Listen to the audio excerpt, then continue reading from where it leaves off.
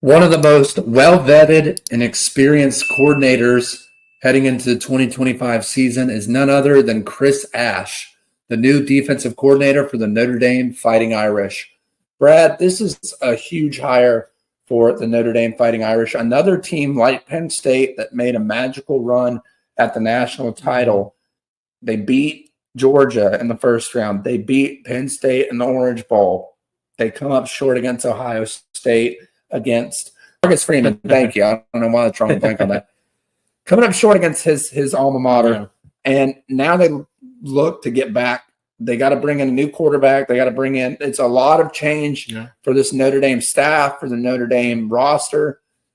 We know that Notre Dame's going to show up as a team because, well, it's Notre Dame. Mm-hmm. They're always in the picture. They're always in the conversation somehow, some way.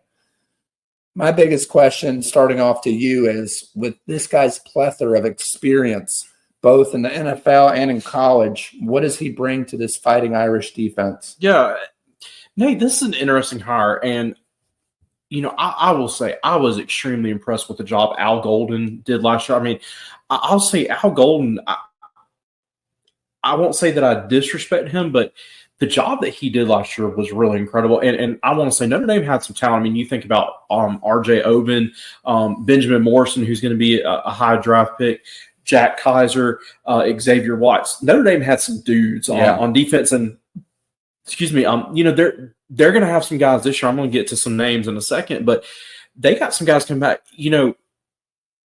Chris Ash has got some shoes to fill. Like I said, Al Golden did a great job. And I will say, Marcus Freeman's a defensive guy. He's going to have his hands in this Notre Dame defense. I mean, that's the reality. Marcus Freeman's going to have an impact and an influence. Chris Ash has got an interesting, story. I remember him being, I believe, under Brent Bielema at Wisconsin, maybe even been Barry Alvarez. Of course, he followed Bielema to Arkansas for a time. He was Rutgers head coach, ends up going with Tom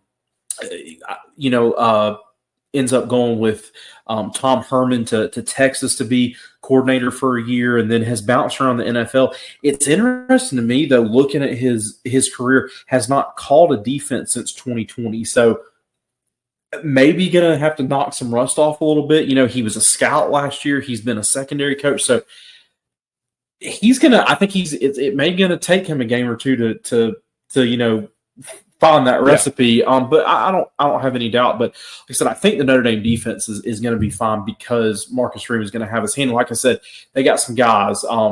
Drake Bowen, a strong secondary with Schuler, with Leonard Moore, with Christian Gray. The biggest thing, and Nate, I don't want to get too far because look, it's March. We've got several months for the season, but one of the things that stands out to me is Notre Dame had a really good defense last year, but man, this schedule's tough. And is this defense and is Chris Ash ready for this schedule? And I'm not going to jump into that, but it's an interesting hire. I still think they're going to be good, but once again, not to repeat myself, but big shoes to fill with the job Al Golden did last year. Yeah, I mean, when you go into a school like Notre Dame, the expectations are already above the roof. Yeah. You're already going in as a top 5 team heading into the 2025 season. And granted, that's not to say that they should be ranked top 5, but that's the expectation of Notre Dame. Your expectation is national championship year after year after year after year. Marcus Freeman, I know we gave him a lot of credit last year. I still don't think he gets enough credit for the job that he's done, because when Brian Kelly left, everyone's like, oh, this program's going to take a hit. Brian Kelly was the only one that could get him up to 10 wins. What does Marcus Freeman do? He goes and does even better. He's elevated him, really. Him completely. And we've seen Brian Kelly play in national championships. We've never seen a Notre Dame national championship team in modern era look that good. It's been a long time, probably since Lou Holt days, that Notre Dame's looked that good in a national title game. So I want to give props to Marcus Freeman and the incredible job he's done. Well earned. Players respect him. He's got the experience. He's got the motivation. He's got the whole package. Yeah. He's the whole package. Family guy. Loves this team. Loves these players. And, man, it's been fun to watch. I think regarding Chris Ash heading into this year, though, this is a guy who, as we mentioned, has a plethora of experience, and he knows how to win big games. You mentioned all the staffs that he's been on. He's been a part of the national title staff with Ohio State back in 2014. Was friends with and I don't know friends, but he coached with Ryan Day. He coached Urban Meyer. Followed Urban Meyer down to Jacksonville when Urban Meyer was having that disastrous season. But nonetheless, I guess my point behind that is he's a loyal guy. He's very experienced. He loves the game of football. And to your point about knocking off some rust, it may be a 1 or 2 games, but I think it's going to be like riding a bike. When you've got this much experience coaching in college football and in the NFL, it's not going to take long for him to get right back into the scheme of things. Yeah, and I think that's a good point. I will say, one of the things that I'm intrigued with Notre Dame is, remember specifically the Georgia game. I mean, really the Georgia game, Penn State game, and Ohio State game. They talked about how Notre Dame really just relied on just the scheme and just really just outsmarting people. They were not the biggest up front, and I'm intrigued. Because Chris Ash is, like you mentioned, used to being at Wisconsin, being at Arkansas, Ohio State, Texas, and I think he's gonna, I think he's gonna have to be creative in some of his fronts and some of his schemes. Don't fully know. I think Notre Dame may be a little bit on the undersized, especially on the interior, and they've got. I mean, look, they open up with Miami. They got A&M early in the year. There's some tough games, and so this is going to be a fun team to follow. You said it, though. Marcus Freeman, one of my favorite head coaches, he's going to have that defense ready to go. With Chris Ashley, they're going to be ready. Yeah, you make a great point regarding the size of the defensive players, especially the defensive front. Their secondary has always been good. As long as I and the linebacking play. Yeah, as long as I can remember, it's always been stout. The defensive front's the biggest question for me because that's always been Notre Dame's bone to pick when they get to the big games. When we think back to the mid 2000s when they played Alabama just out physicaled them. They were bigger, they were stronger, and they just had their way. That's my biggest question for Chris Ash. Can he get his guys to play at the most physical and be in the best physical shape possible to give themselves a chance to make another?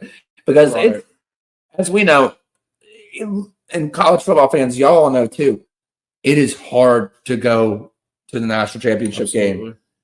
Take away like being an independent team and all that stuff. It doesn't matter what road you take to get there. Yeah. Going back to back or even getting back in general, very, very hard to do. Yeah, I agree. One name, Nate, that I want to watch out for, and I'm getting into a little player specifics, but Notre Dame fans would love to hear your thoughts in the comments. Bryce Young, and no, I'm not speaking about former Alabama quarterback and current Carolina Panthers quarterback, but Bryce Young is got a unique build, 6'7", 260. He's a defensive end. Was a very, very highly rated player and was a true freshman last year. And we saw some glimpses, but in the Sugar Bowl, I believe that he had 2 roughing the punter or running into the punter penalty. So it had a bad moment there. But I'm very intrigued if he could be a difference maker because Nate, we know that if you have a guy that can just flat out get after the quarterback, it can hide and cover up some of those defensive deficiencies. And I'm not saying Notre Dame has those, but maybe a guy like that stepping into, quote unquote, a little bit of a new system, it's going to do wonders for him. And he's a guy that's got all the capabilities. He just needs to put it together. But he's a guy in this Chris Ash system that I'm intrigued by. Yeah. One more point I want to make. I was in person at the Penn State Notre Dame game at the Orange Bowl. I watched these two teams play in a very physical, what I would consider slow-paced game. Yes. Compared to some of the other games I saw this year. Going to the Georgia-Texas game, the Georgia-Clemson game in person, much different type of atmosphere, much different. And the fans were great. Both Notre Dame and Penn State fans were great. I loved meeting you all. I say all that to say this. We talked about the defensive front for Notre Dame. This is a team, in my opinion, that got outplayed by Penn State. And I think that if Abdul Carter had been 100%, maybe a little bit healthier, I think Penn State wins that game, along with Drew Aller. He wasn't very good. He kind of screwed himself, to be straightforward. He did not have the best game, and he gave a couple of those balls and might as well have just handed them to the defensive side of Notre Dame. So I think they're really going to have to step it up. Georgia had a lot of injuries heading into that Notre Dame game. Kirby's father passes away. They had a lot of riffraff going on heading into that game with everything going on in New Orleans. It was a recipe for a disaster for Georgia. And they also, just to, you make some good points. And look, I want to say to the Notre Dame fans, I respect your program, but we always see when you get to the national championship, yes, you earn it. It comes with a little bit of luck. We even saw the Indiana game outside of really the first half. They didn't play their best. So I think Notre Dame was just happened to kind of get hot at the right moment, and teams not playing hot at the right moment, like to your point. And, that happens sometimes. Yeah. But the biggest thing is when you get to the national championship game, that's when it comes down to a game of inches. Yeah. That's when it comes down to your best guys against their best guys, and it's going to show. Yeah. You may be able to get away with some things here and there in the games leading up to it, regular season, early playoff games. Things happen, right? Injuries, certain situations and game situations. For the most part, though, heading into a national championship game, you got to be on your A game.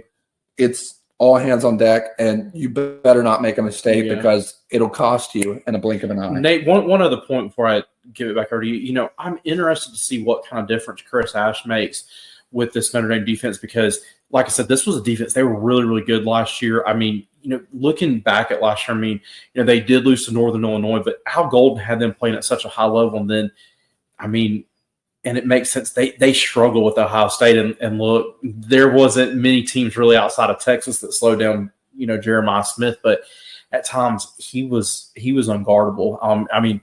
Will Howard had a really good game. That running game was very, very good. Look, once again, going back, Notre Dame's got a tough schedule. I mentioned A&M, Miami, USC. They got some offenses that are going to challenge them, and Chris Ash is going to have to put his thumbprint on this defense in a hurry. Yeah, I want to mention one last thing, and I know we kind of keep going on, but it's such an intriguing hire for us. And the reason I say all these things, you mentioned, not to bash on Notre Dame. We're not bashing Notre Dame. As college football analysts, we're here to critique your program in a constructive, productive way. If you're going to hold yourself to a standard of national titles, we're going to judge you based on that. Notre Dame has the capability every year to get to that national title game. We're here to tell you what they need to do to get there. We may be right or wrong, along with the other big guys like Josh Pate and Crane Company, ESPN, all those guys. Listen, our guess is as good as theirs, regardless of how much we're getting paid versus them, which is nothing. We do this for the love of football. But I'd say Notre Dame has a great program heading into the 2025 year. Absolutely. They're going to have to face these same teams that they faced last year. Absolutely. Jeremiah Smith hasn't gone anywhere. He's back for another year. He's only a sophomore. So as a Notre Dame fan, I hope you're ready for another accelerated, exciting season. I think Chris Ash is the right guy for this job. I think if there's anyone that can coach this defense and step in for Al Golden, he's the right guy for your system. So I look forward to it. I know Brad does. If you're a Notre Dame fan, let us know down in the comments what you think about this hire of Chris Ash. And is he your right guy for the Notre Dame Fighting Irish heading into the 2025 season? Be sure to subscribe down below, give this video a like, and turn on that bell notification so you can stay up to date when we post our latest videos. We'll see you next week. It's time to break the huddle.